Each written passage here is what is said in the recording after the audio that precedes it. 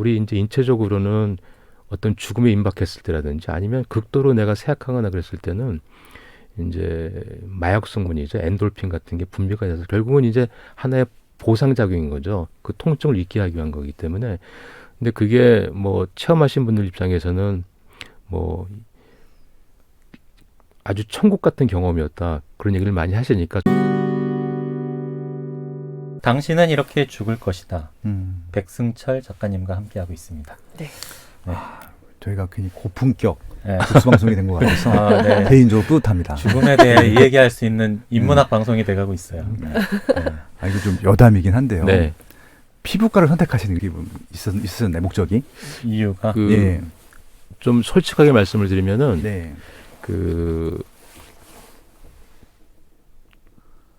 여러 가지 과 중에서 네. 피부과를 선택했던 가장 큰 거는 조금 제가 너무 편한 거 위주로 해서 좀 그랬던 것 같고 그리고 그 당시는 또 피부과가 상당히 좀 그 인기과였고 유망하고 네, 성형외과 그래서, 이런 것처럼. 네, 그래서 뭐 그런 여러 가지가 좀 작용을 좀 했을 것 같습니다. 네. 네. 근데 지금 그러니까 91년도에 전문의를 따셨다고 네, 네. 하셨었는데 네. 그럼 진짜 30년이 넘으신 거잖아요. 네. 너무 동안이셔가지고 이게 피부과 갈만하구나 이런 생각이 갑자기 근데 들어서. 왜 모발까지 관리 잘하셨나요?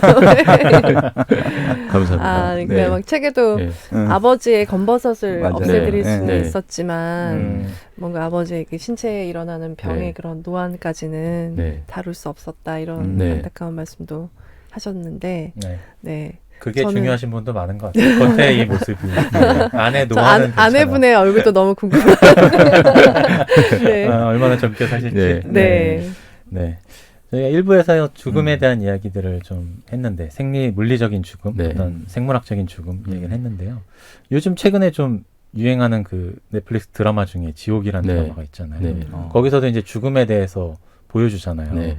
뭐 시연이라고 이제 너는 언제 몇 시에 네. 죽을 것이다. 네. 그럼 이제 지옥에서 뭐 사자들이 와서 이렇게 죽는 장면을 보여주는데 그걸 보면서도 되게 죽음에 대해서 생각하는 분들은 많이 늘었을 것 같거든요. 네. 보통 사람들이 생각하는 죽음은 아마 이 책을 쓰시면서 좀 조사도 하셨을 것 같은데 네. 어떤가요? 어떤 식으로 죽음을 생각하나요? 근데 그 죽음을 생각하시는 것이 시대별로 좀 많이 변한 것 같아요. 네, 그래서 제가 조금 젊었을 때만 하더라도 지금 말씀하신 것 같이 뭐 이런 그 드라마나 영화에서 나오는 것 같이 그 드라마에서 어떤 뭐 주인공이 죽음에 누가 죽는 장면 이런 것을 극히 꺼려했던 것 같아요. 영화에서도 그렇고 드라마에서도 그렇고 거기서 누가 죽는다는 건 좀 대단한 거기 때문에 예. 오히려 대본상 그런 거 없는 상태로 뭐 하셨던 것 같은데 최근에는 뭐 지옥도 그렇고 뭐 오징어 게임도 그렇고 우리가 그냥 뭐 쉽게 죽는 걸 볼 수가 있잖아요. 그렇죠. 그래서 제가 봐서는 조금 죽음에 대한 것이 그렇다고 뭐 우리가 좀 그 경시화된 건 아니지만 그만큼 아주 그냥 뭐 엄숙하고 아주 일어나서는 안 될 일이고 그렇던 고정관념에서 조금 좀 벗어나고 그냥 우리가 뭐 당연히 흔히 만날 수 있을 거다 뭐 이런 거 정도는 좀 분위기가 변한 것 같아요. 그래서 실제로도 저희 나라가 뭐 예를 들어서 그 장례 문화에서도 옛날에는 저희가 화장을 한다 그러면 아주 그냥 뭐 좀 경시한다고 그럴까요? 그런 것이 한 30년 전만 해도 그랬었거든요. 그랬는데 지금 우리나라에서 그 화장이 90%가 넘어가고 있습니다. 네. 그리고 일본은 거의 뭐 99% 이상이 다 화장이고 그래서 이제 어떤 그런 죽음을 다루는 방식이라든지 생각들이 좀 많이 변하고 있는 것 같아요. 그런데 그게 단순히 그렇게 한다고 해서 뭐 경시한다는 그런 것은 아니고 조금 너무 엄숙주의에서 좀 벗어난다고 할까? 그런 것에서 조금 약간 장단점이 다 있는 것 같습니다. 네. 예. 그래서 죽는 순간 어떨까? 그런 생각을 굉장히 네. 많이 하고 또 그 웹툰에서 영화된 그 영화 뭐죠? 신과 함께? 네. 그런 것들, 사후 세계를 어떻게 다뤘을까? 네. 드라마 도깨비 뭐 이런 것들 보면서 네. 궁금하잖아요. 네. 너무. 죽음 이유가 어떤지도 네, 대체가. 내가 죽는 순간 어떻게 될까? 이 책에도 그렇게 그려져 있더라고요. 근데 저도 뭐 여기서 그렇게 크게 다루지는 않았는데 아무래도 죽음을 다루다 보니까 이제 빼놓을 수는 없는 그런 요소 중에 하나인데 보통 이제 의사분들이나 과학을 하시는 분들은 본인이 직접 보거나 증명할 수 있는 한 것이 아니면 조금 이렇게 얘기를 정확하게 하기를 꺼려 하시겠죠. 네. 그래서 네. 제가 언급은 했지만은 저 자신도 거기에 대해서는 뭐 정확하게 알 수는 없는데 대신 저희가 이제 병원에서 극도로 어떤 교통사고나 뭐가 했던 간에 극도로 몸 상태가 안 좋은 상태에서 회복하시는 분들이 있긴 있습니다.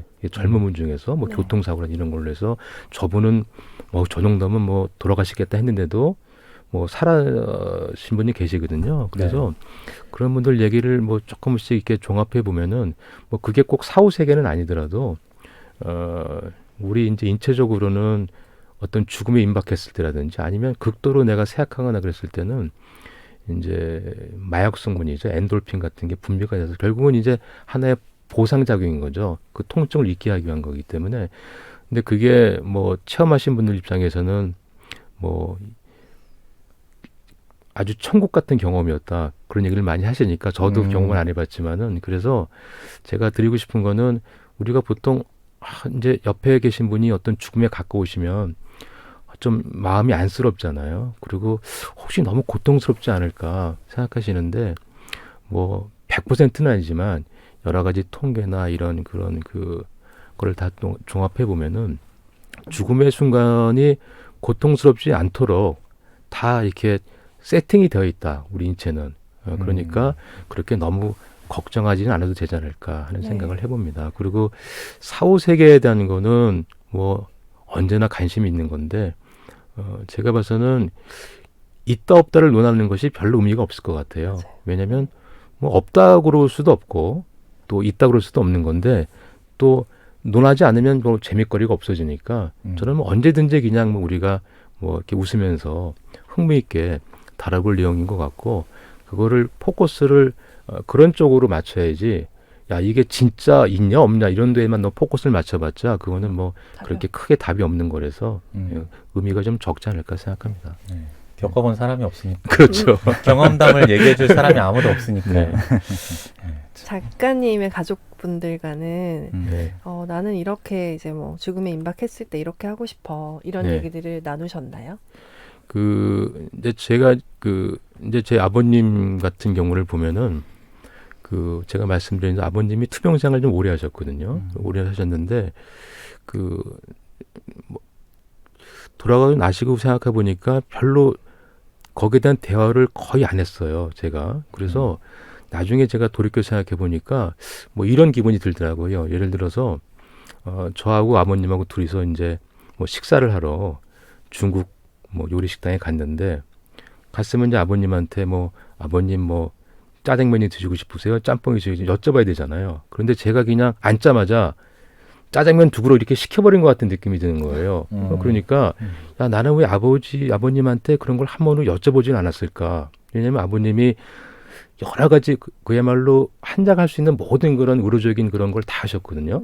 인공호흡기는 당연한 거고 그러셨기 때문에 근데 한 번도 저한테 그런 얘기를 안 꺼내셨는데 오히려 저도 그런 대화를 좀 마음속은 꺼려했던 것 같아요. 솔직히 한 얘기를 하면.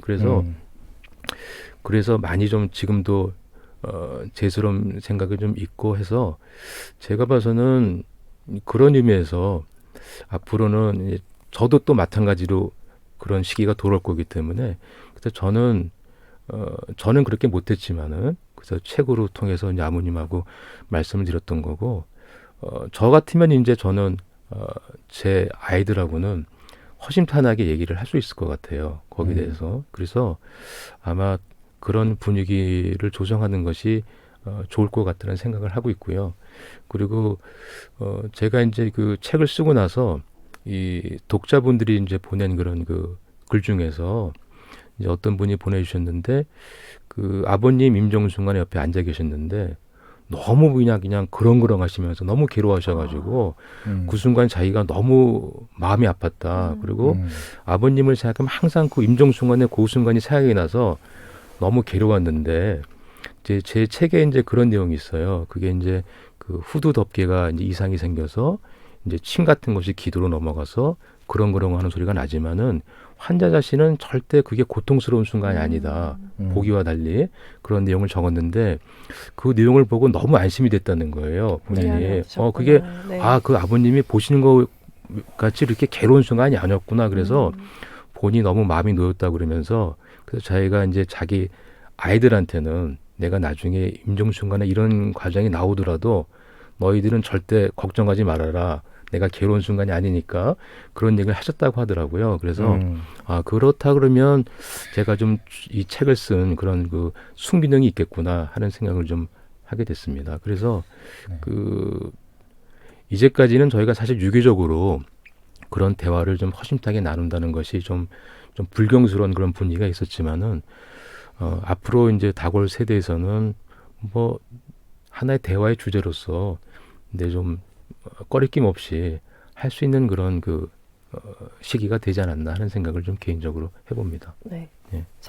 책에서 만난 작가님의 생각은 주로 이렇게 좀 연명장치에 의존하고 싶지 않다라는 느낌을 네. 많이 받았어요. 네, 좀 자연스럽게 죽고 싶고 그리고 또 억지로 이렇게 유동식이라고 네. 하나요? 네. 이렇게 억지로 막 음식 네. 밀어넣고 네. 그런 것도 좀 안 했으면 네. 좋겠다. 네, 그런 말씀을 많이 네. 해주셨는데 자식들 입장에서는 또 우리 어머니 배고프시면 어떡하냐 네. 뭐 이렇게 될 것 네. 같아요. 네. 그래서 네. 그래서 네. 제가 이제 조금 좀 잔인한 말씀을 드리면은 우리가 보통 이제 이제 병이 중차대하셔가지고 이제 음식을 못 드시는 거죠. 근데 우리 인간이라는 거는 다 생물학적으로 다 조절이 되어 있기 때문에 내가 식욕이 없어지는 거는 결국 소화를 못하기 때문에 식욕이 없어지는 거거든요. 왜냐면 먹었을 때 소화를 시켜야 되는데 소화가 안 되기 때문에 그리고 그래서 그런 분들은 대부분 이제 여기다 코에다 콧줄을 집어넣어서 그 콧줄 끝이 이제 위장에 가게 되거든요. 위에.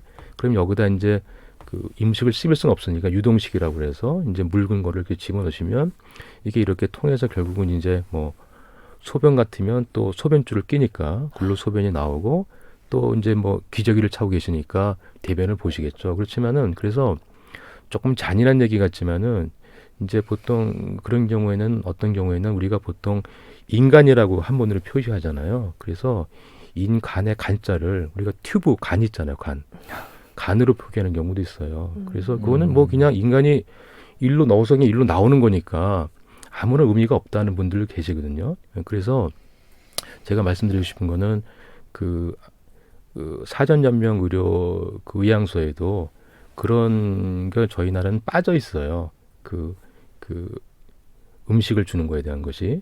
그런데 미국 같은 데는 그게 들어가 있습니다. 그러니까 본인이 원하면 나는 음식을 거부할 수가 있거든요. 그래서 그건 제가 말씀드린 온전히 본인의 자유의사인 거죠. 그러니까 나는 뭐 그래도 뭐 그냥 뭐 하겠다면 하는 거지만 사람마다 생각이 다 다르니까 야 나는 만약에 이런 상황이 되면 나한테는 이런 인공 영양을 투여하지 말아라 할 수가 있는 거는 온전히 자기가 결정하는 거기 때문에 그냥 그거는 누가 옆에서 뭐 어떻게 이렇다 저렇다 할 수 없는 거고 자기네 생각이 그렇다 그러면 본인 스스로가 나는 인공 영양을 안 하겠다 이렇게 할 수가 있는데 현재 우리나라 연명의료 결정법에서는 그거는 안 되게 돼 있거든요. 그래서 앞으로는 제가 또 생각하고 싶은 거는 좀 외국같이 좀 그 폭넓게 그거를 적용을 해야 될 것 같아요. 예를 들어서 너무 이렇게 포커스를 맞춰가지고 요거 아니면 안 돼 이렇게 하는 것보다는 너무나 다양한 그런 질병이 있고 다양한 상황이 있기 때문에 그거 하나로 다 규정하는 건 좀 어렵고 조금 폭넓게 환자 자신의 개인 의사라든지 또 의사의 어떤 의견 같은 거를 좀 폭넓게 수용할 수 있는 걸로 좀 외국같이 받게 되지 않을까 하는 그런 생각을 개인적으로 좀 하고 있습니다. 네. 그 관련해서 책에 나와 있는 사례 중에 국내에서 허용을 안 해주니까 네, 해외에 가가지고 그대로 연명의료를 안 받고 네, 돌아가신 분도 있다면서요. 네. 그런 거 보면서 참 얼마나 좀 고독하셨을까 그런 생각도 들고. 근데 이제 보통 이제 그런 분들은 우리가 이제 질병이 어떤 그런 과정이 있으니까 예. 그 과정에서 예컨대 이분이 너무 질병이 중차대하셔가지고 예를 들어서 비행기를 못 탈 정도라든지 들어 누워 계신 분 같으면 비행기 타고 갈 수도 없겠죠. 그런데 그 상황이 그냥 거의 이렇게 결정돼 있는 분들이 있을 수가 있거든요. 근데 그런 분들 같은 경우에는 아까 말씀드린 대로 본인이 다가올 그런 그 미래, 그러니까 예를 들어서 뭐 구체적으로는 이렇게 내 정신, 육체에 갇히게 되는데 나는 그게 너무 끔찍하다. 나는 이거는 뭐 도저히 받아들일 수가 없다. 그렇게 되면은 본인이 그렇게 결정을 하시는 거겠죠. 예, 그래서 하게 되는데 그게 아직 저희 나라에서는 뭐 허용이 되고 있지는 않은데 뭐 저도 여기에 대해서는 어떻게 이렇다 말씀 못 드리겠지만 네. 근데 제가 봐서는 그 이제 모든 나라가 마찬가지지만은 우리가 이런 건 있는 것 같아요. 예를 들어서 그